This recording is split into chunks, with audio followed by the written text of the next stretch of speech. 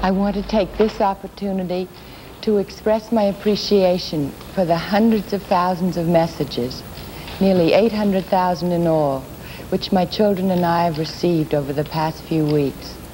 The former First Lady, 50 years ago today, on television, making her first public statement since the assassination of the president. Today, for the first time, the Kennedy Library opened the files of condolence letters from Mrs. Kennedy's personal papers. Anthony Mason picked out a few to show us tonight.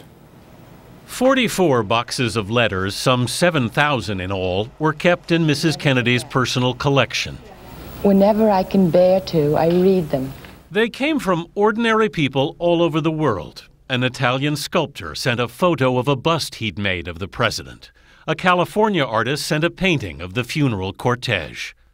Boy Scout Explorer Post 187 offered to help you move into your new apartment when you come here to the city of New York in the fall. Mrs. Kennedy is deeply touched, her secretary Nancy Tuckerman wrote back, declining the thoughtful offer. The president's widow saved many letters from children. This one from 10-year-old Bridget Hebert of Lake Charles, Louisiana. I guess you haven't got over the shock of your husband's death, because I haven't either, she wrote. Come over to our house, if you can, to rest. 13-year-old Bob Thorne felt partly responsible for the tragedy. It was kind of my fault, he said, revealing he'd received a C in American history at school. After this tragic loss, I realized that I could do plenty to help my country. Next term, I promise you, I'll get an A. This envelope from Maxine McNair in Alabama was marked VIP.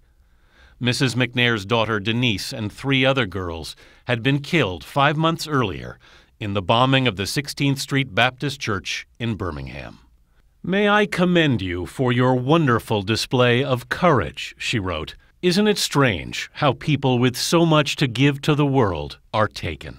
The knowledge of the affection in which my husband was held by all of you has sustained me. Mrs. Kennedy made certain all these letters were answered by her personal secretaries and saved as an archive of a nation's grief. Anthony Mason, CBS News, New York.